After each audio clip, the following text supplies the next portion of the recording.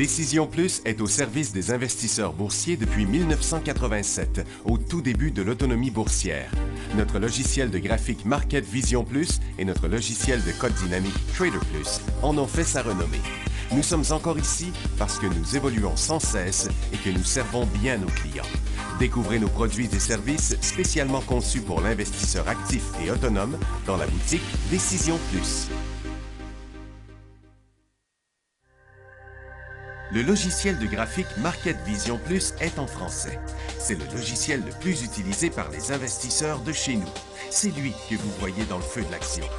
Trouvez, classez et analysez plus facilement avec cet outil sans pareil pour suivre la bourse et prendre les meilleures décisions. Gardez vos titres à l'œil avec Market Vision Plus. Consultez la boutique Décision Plus pour en faire l'essai pendant 10 jours sans aucun frais, c'est garanti.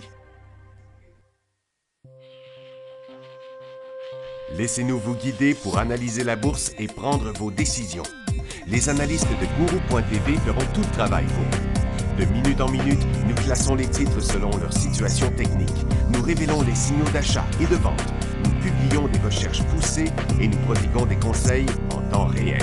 Ça commence avant l'ouverture et ça se poursuit jusqu'à la fermeture des bourses. Profitez de chaque cycle boursier avec Guru.tv. Trader Plus, l'instrument du day trader. 50 cotes qui clignotent en même temps. Autant de listes que vous voulez. Graphiques à la seconde. De 3 à 30 graphiques. Des alarmes à volonté. Des listes de cotes préparées. Des modèles graphiques préparés. Prêts à faire feu. Achetez, vendez avec Trader Plus.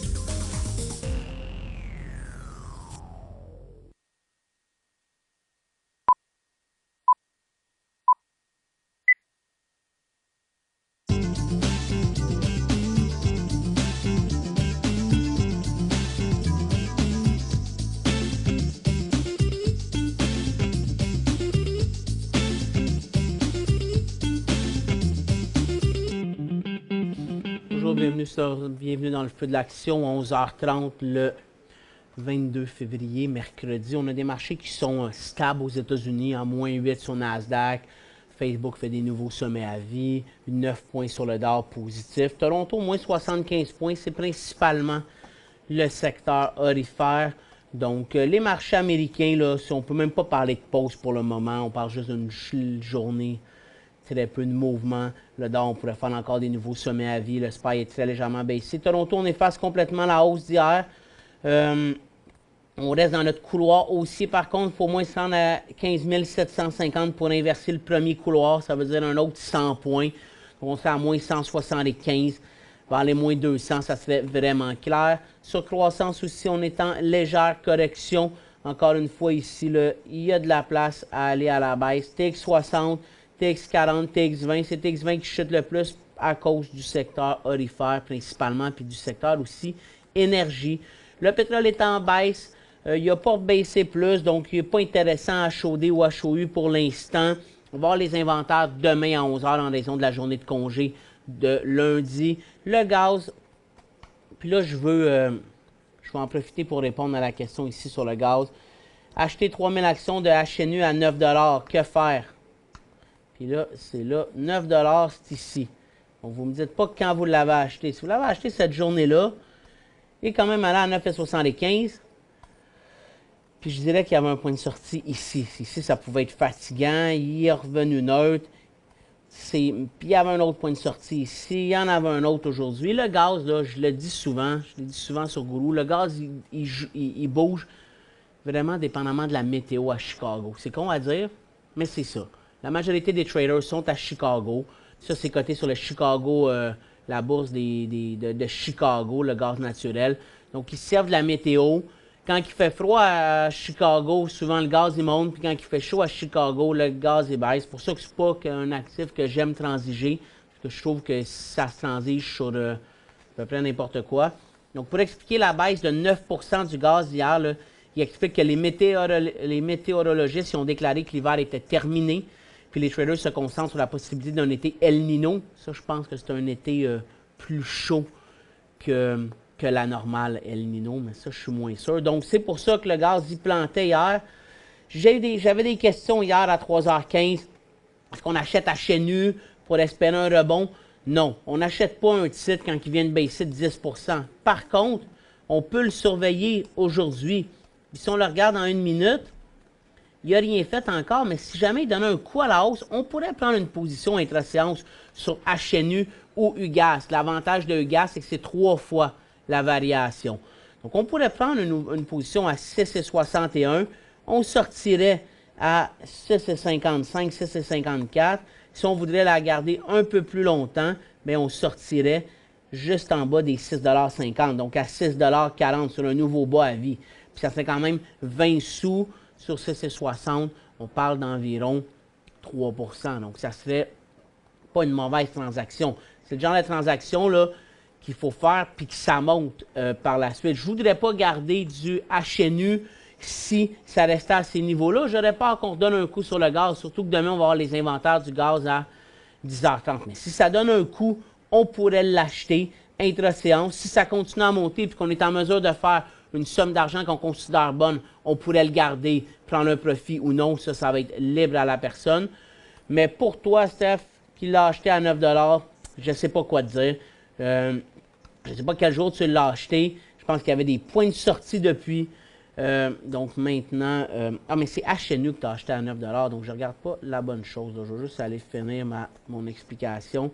Mais ça revient au même, le HNU c'était ici. Donc en fin de compte, tu as acheté le gaz sur faiblesse, puis tu ne l'as pas vendu à 9,78. Donc la même stratégie va s'adapter ici. Là. Si on achète le gaz sur faiblesse, il faut sortir sur un nouveau bas plus bas qu'hier. Ça, c'est le plus important si vous achetez le gaz. C'est la seule chose qui est importante. Quand on achète sur le support, il faut sortir quand on décroche. Ici, on n'est pas sorti à 8,75. On aurait perdu 2 %, 3 %. Puis aujourd'hui, on se retrouve avec une perte de 2,50 $, plus près de 30 %. Donc, je parlais du gaz à ce moment-là. Puis on est rendu alors. Donc, GLD, on est en légère baisse, mais il reste assez solide. Mais il est en train de redécrocher, tandis que si on vient voir le secteur aurifère, puis là, le secteur fait des nouveaux bas encore à vie. Là. Pour ceux qui ont HGU dans notre portefeuille, il faut sortir de la position maintenant. Là, si on vient voir HGU, là, donc là, on décroche vraiment plus bas qu'hier. Il faut sortir de cette position-là avec les nouveaux bas qu'on est en train de faire. Puis on va aller passer aussi, même que HGD, là, quand on voit ça, il a été assez intéressant aujourd'hui.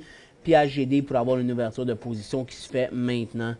Aussi, on va avoir les minutes à 2 heures. Les minutes, c'est le résumé de la dernière rencontre. Ça pourrait amener une certaine volatilité sur l'or. C'est rare dernièrement que ça a amené de la volatilité sur le marché, mais sur l'or, ça pourrait être possible. Si on continue avec les nouvelles, le dollar américain est à 0, l'euro a rebondi, le dollar canadien reste un peu plus baissier. Au Japon, on n'a rien fait. En Chine, on est en hausse de 1 %. Il n'y avait pas de raison, mais on pourrait donc confirmer un décollage demain ici sur notre Hang Seng. On fait des nouveaux hauts par rapport au sommet de août, septembre, octobre. À Londres, on est à 0,11. En Allemagne, on est à 0. Puis en France, on est à moins 0,13. Mais on a eu le PIB du 4e trimestre en Angleterre, positif 0,7 versus 0,6. Et aussi, on a eu l'inflation en zone euro qui a atteint 1,8 en hausse. On se rapproche de la cible des 2 %. Donc, on a de plus en plus l'inflation en hausse à travers le monde. Donc, on pourrait s'attendre, je pense, dans la deuxième moitié de 2017, là, à un resserrement un peu des conditions de crédit. Là. Donc, en Europe, on pourrait voir une diminution du programme d'assouplissement qui est injecté de 80 milliards. Déjà qu'on sait qu'il va passer à 60, il pourrait diminuer encore un peu. Puis on sait qu'aux États-Unis, ils vont probablement augmenter les taux. Pour le Canada, la situation me semble un peu plus complexe. Donc, on s'en va à la première petite pause, puis on revient avec les nouvelles du jour. Puis après, on répond à vos questions.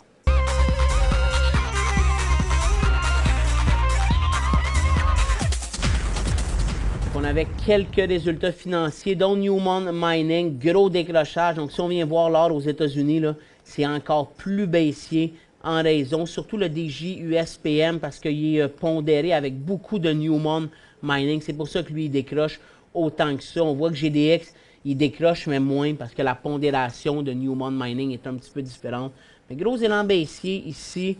On a fait, en fin de compte, là, si je vous donne les détails, On a fait un gain de 25 sous, on s'attendait à 31 sous, donc c'est 20 de moins, malgré des revenus en hausse de 20 On a aussi First Solar qui efface les 2 dernières journées de hausse, pourrait décrocher. On a Garmin qui était fort, mais qui se dégonfle. Toll Brothers qui était fort, mais qui n'a pas bougé ce matin. Puis on a First Majestic, là, Whitney Petroleum est en baisse. Je vais vous montrer le secteur d'énergie tantôt, c'est pas beau. Puis First Majestic continue son couloir. Donc ça non plus, c'est pas super beau. Le gaz, je vous l'ai expliqué. Lantheus Holding, lui, il a vraiment monté ce matin, puis il n'a pas fait grand-chose. On l'avait mis dans nos titres d'intra-séance ce matin sur Guru.tv, mais il n'a pas vraiment donné de points d'entrée. Même si on l'avait acheté en 11,36, il n'y a pas beaucoup de rendement à aller chercher. Il est rendu trop loin pour l'acheter pour du swing trading. Mais ils ont signé un partenariat avec GE Healthcare pour le développement d'un PET scan. Un PET scan, je pense, là, je ne suis pas docteur. C'est comme un IRM, mais pour le cerveau, si je dis vrai. Et on avait une nouvelle sur Novadac. Lui aussi, ça aurait pu être intéressant pour l'intra-séance par la suite après l'ouverture, mais complètement dégonflé. Donc, il est en hausse en réponse à la nouvelle que Signa, une grosse compagnie d'assurance, va couvrir le Dermacell, qui est une matrice dermique cellulaire pour une utilisation dans les chirurgies de reconstruction mammaire et pour le traitement des ulcères du pied diabétique. Bon, le titre a complètement dégonflé. Signa, lui, faisait rien. C'est les nouvelles qu'on avait. On n'en avait pas beaucoup. On va aller voir nos secteurs les plus intéressants. Donc, hier, le pétrole est en hausse. Le secteur décollait. Mais le pétrole dégonflait toute la journée. Puis, regardez aujourd'hui, on est presque en décrochage. Donc, c'est un faux élan aussi qu'on a eu hier. L'énergie, là, j'en parle souvent, je ne le trosse pas à cause du mouvement aux États-Unis. Regardez le couloir baissé aux États-Unis. Je pense que tant qu'on n'aura pas un inversement aux États-Unis, puis qu'on ne verra pas le pétrole brisé pour vrai, il ne faut pas toucher au secteur énergie. Puis je n'étais pas confiant non plus à la baisse sur un décrochage, ouvrir des positions à découvert. Je suis un peu plus confiant à la baisse qu'à la hausse, mais avec le pétrole, demain, les inventaires, ça peut nous rebondir, ça pourrait rebondir. Je pense que tant que l'on n'a pas de direction claire sur le pétrole, là, on n'en a pas depuis décembre, il faut s'abstenir de toucher au secteur énergie. Ce n'est pas un secteur qui est intéressant. Puis là, quand on regarde ça, le Cenovus est en élan hier, inverse complètement. Altagas est en élan, inverse l'élan. Whitecap, lui, était en rebond. On est en légère correction. Après ça, on a des titres comme Baytex qui pourraient décrocher aujourd'hui. Raging River aussi, c'en était un qui était à surveiller hier à la hausse. Il n'est pas intéressant. NR Plus pourrait décrocher. Donc, beaucoup de faiblesse dans l'énergie. Secteur à oublier. Du côté de l'or, mais là, on continue à faire des nouveaux bas. Donc, c'est important de fermer AGU ou les positions aurifères qu'on a. Les seuls qu'on pourrait garder, là, si on avait acheté pour l'instant, c'est Barrick Gold ou Goldcorp parce qu'ils restent encore dans leur couloir haussier. Pour ce qui est des autres positions, là, c'est PVG, c'est décroche, puis on l'avait acheté n'importe où, full fermé. Puis après ça, des positions comme Eldorado. Là. Si on l'a acheté ici, qu'on ne l'a pas fermé hier, bien aujourd'hui, il faut le fermer. Même chose avec Cisco Gold. Même chose avec Premier Gold. C'est vraiment pas fort. Donc, plus on attend, plus que j'ai l'impression qu'on pourrait perdre plus. Argonaut Gold, élan baissier. Franco Nevada, il est serré encore, mais si on en avait acheté dans ce coin-là, on pourrait sortir tout de suite. Better Gold, il décrochait là 2 jours. Il a essayé de sauver les meubles hier, mais il revient. Il y a des bonnes chances qu'il continue à la baisse. Même chose avec Torex hier. On continue le décrochage aujourd'hui. Après ça, on a ceux qui sont encore plus faibles. Là. I Am Gold, c'est la semaine passée sur ses résultats qui a décroché. Nova Gold, c'est aujourd'hui. King Ross, lui, hier, il nous montrait de la faiblesse, mais aujourd'hui, c'est confirmé. Richmond Mines, c'est ses résultats financiers hier. Il confirme le décrochage aujourd'hui. Yamana, depuis ses résultats de la semaine passée, il plante complètement. Donc, secteur aurifère à proscrire. Du côté des mines, on ne l'avait pas ramené neutre hier. C'était juste un rebond. On reste en cycle baissier. Ivanhoe Mines décroche. Je vais vous montrer les gros titres. Là. First Quantum est faible. Tech est faible. Tech, c'en est un autre. Hein, s'il revient vers les 26, 90, 27, qu'on pourrait se permettre d'acheter. Je pense qu'on pourrait avoir le même type de mouvement qu'ici. Un rebond qui a avorté, un peu comme ici. On va retourner tester le creux. On pourrait faire peut-être un élan aussi plus crédible. En l'achetant à 27, c'est qu'on peut se permettre de sortir à 26,50. 26,60 puis de minimiser la perte. Ça serait ça ma stratégie sur Tech pour quelqu'un qui voudrait l'acheter au support. Mais là, on n'est pas encore au support. Norton Dynasty, j'ai une question ici. J'en ai probablement d'autres. Hier, moi, j'ai dit à nos clients que s'il allait à 2,70 puis qu'on en avait encore, il fallait sortir. Ce matin, il avait l'air semi-intéressant en intelligence à l'ouverture. Bien, après l'ouverture, mes gars, il a tout rechuté. C'est un titre, en fin de compte, là, qui a monté parce que son projet en Alaska, qui était risqué, on a cru, en tout cas, les investisseurs ont cru qu'il y avait plus de chances d'arriver à terme puis d'être un succès avec Trump au niveau du président parce qu'il va réduire les règles environnementales avec l'EPA. Ça, c'est sûr. Donc, c'est pour ça que le titre là, a été multiplié de 1,15 à 4 $. Là, ici, Kerrisdale a sorti son rapport pour dire que le projet n'avait aucune valeur. Puis Northern Dynasty s'est défendu en disant qu'il refutait les allégations, mais ils n'ont pas prouvé de chiffre puis rien. Alors, je pense que les investisseurs hier, ils ont été déçus. Puis ils l'ont laissé aller, puis ils continuent à le laisser aller. Donc, on n'achète pas Northern Dynasty du tout. Même que ce matin, je disais que ça pouvait être intéressant dans sens, mais que c'était très risqué. Puis on l'a vu, gars, inversement complet. On ne touche pas à ce titre-là pour l'instant. On s'en va à la pause. Pour joindre Michel Carignan et son équipe par courriel, écrivez à michelcarignan@decisionplus.com. 5 bonnes raisons de gérer vos investissements avec Banque Nationale Courtage Direct. Des frais de commission fixes à 9,95 en tout temps pour tous les clients et à partir de seulement 6,95 si vous êtes un investisseur actif. Aucun frais d'administration annuel si vous détenez plus de 20 000 $ dans vos comptes. La possibilité d'ouvrir des comptes enregistrés en devise américaine. Des outils performants afin de faciliter vos prises de décision. Un service à la clientèle primé et un niveau de satisfaction parmi les plus élevés de l'industrie. Pour en savoir plus, visitez le bncd.ca ou appelez-nous dès maintenant. Décision Plus est au service des investisseurs boursiers depuis 1987, au tout début de l'autonomie boursière. Notre logiciel de graphique Market Vision Plus et notre logiciel de code dynamique Trader Plus en ont fait sa renommée. Nous sommes encore ici parce que nous évoluons sans cesse et que nous servons bien nos clients. Découvrez nos produits et services spécialement conçus pour l'investisseur actif et autonome dans la boutique Décision Plus.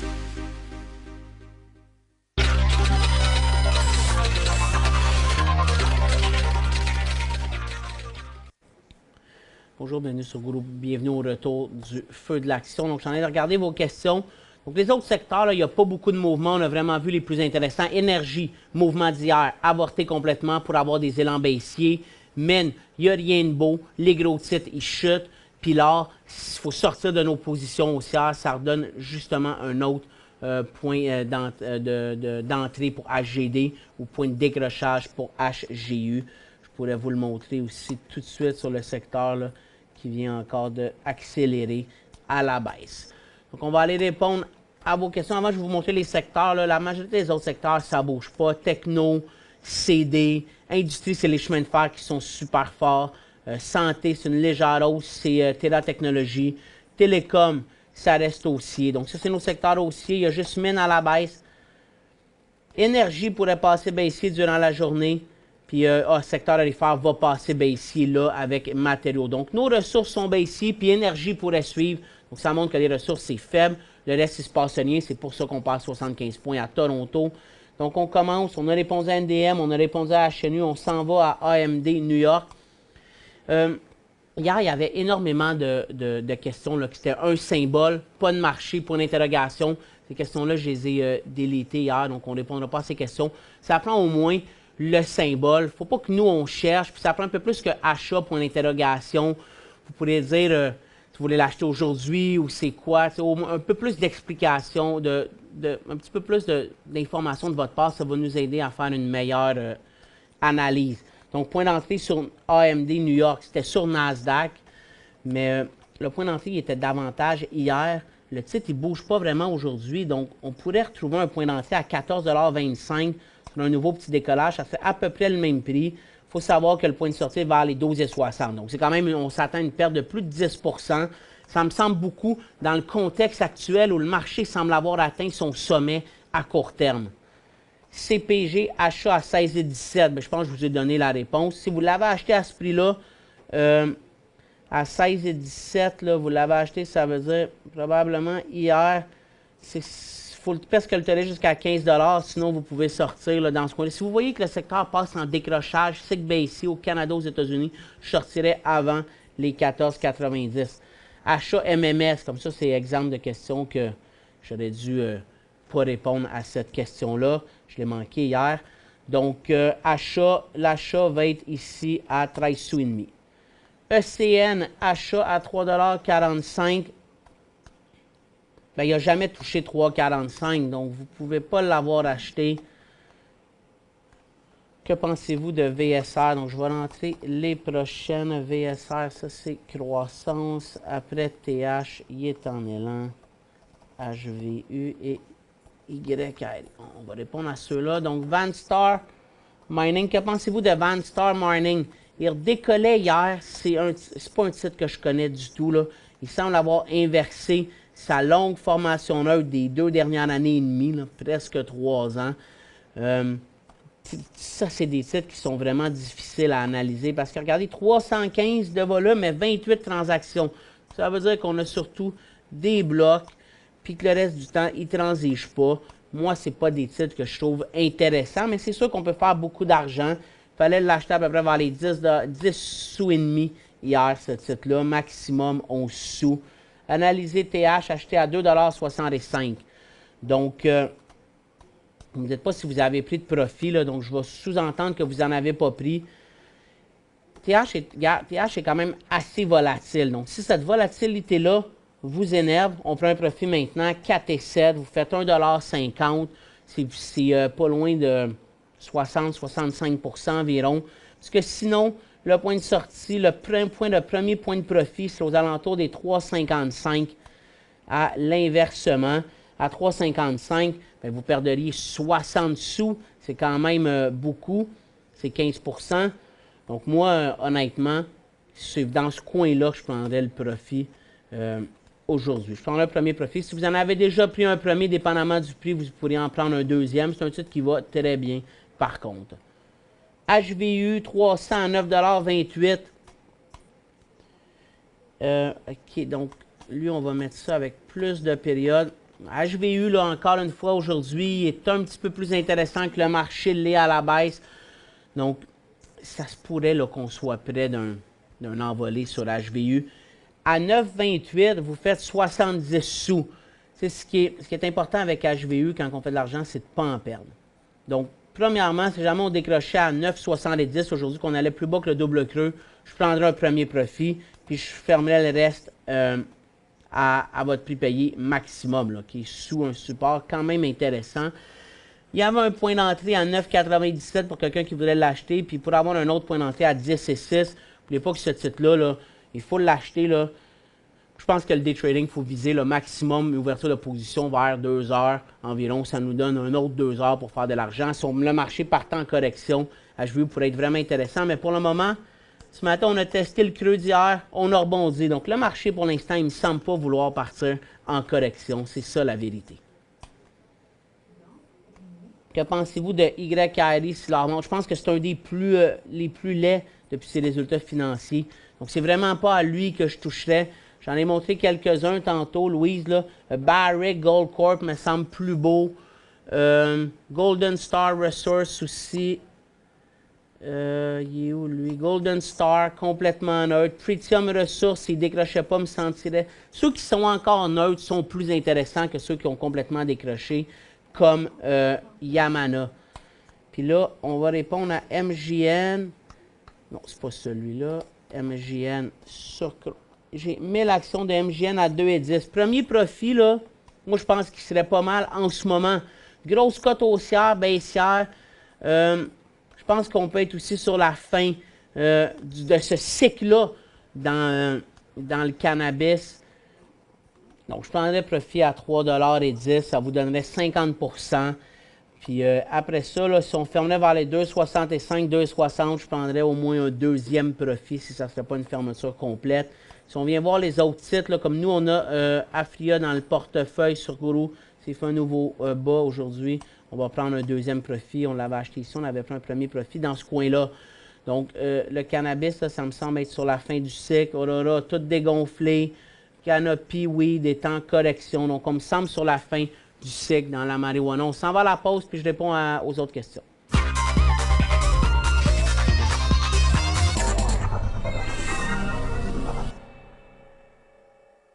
5 bonnes raisons de gérer vos investissements avec Banque Nationale Courtage Direct. Des frais de commission fixes à 9,95 en tout temps pour tous les clients et à partir de seulement 6,95 si vous êtes un investisseur actif. Aucun frais d'administration annuel si vous détenez plus de 20 000 $ dans vos comptes. La possibilité d'ouvrir des comptes enregistrés en devise américaine.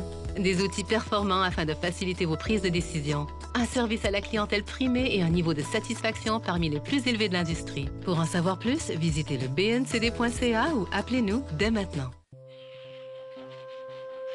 Laissez-nous vous guider pour analyser la bourse et prendre vos décisions.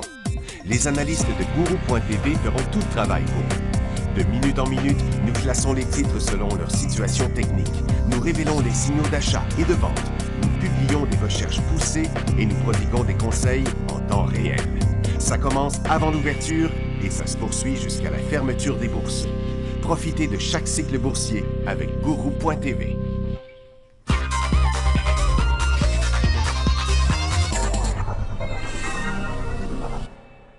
Excusez-moi, oui. Donc, on a quelques questions qu'on va répondre.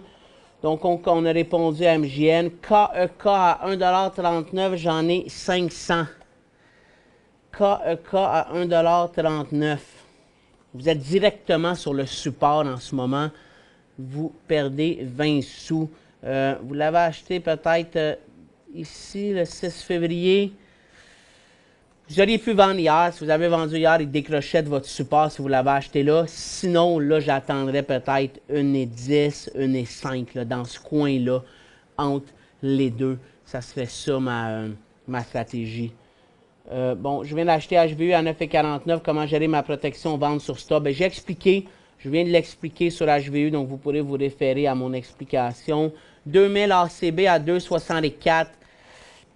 Je n'hésiterai pas, 2,77 à prendre un profit avec l'explication que je venais de donner sur MJN. Là, on pourrait être sur la fin du cycle.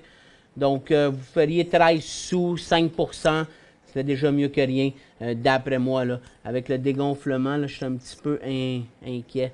Surtout si on décroche ici. Donc, sinon, vous attendez, puis vous vous dites à 2,72, 2,70, je sors au complet. Puis s'il retourne à 2,84, vous prenez votre profit.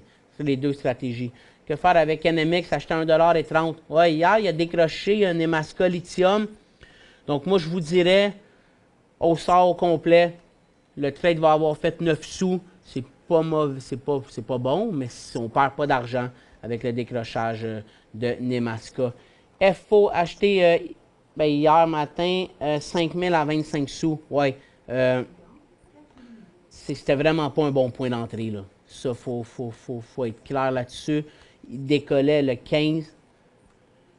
Vous, en l'achetant à 25 sous, il faut sortir à 21. Sinon, ça ne donne pas grand-chose. Mais il n'y avait pas de point d'entrée où vous l'avez acheté. On ne peut pas acheter ça la 4e journée. Vous vous êtes dit, je l'achète là en espérant qu'il retourne à 32 sous.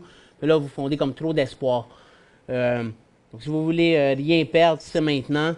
Si vous voulez perdre un petit peu plus, c'est 21,5. Mais je pense que votre point d'entrée était pas très bon.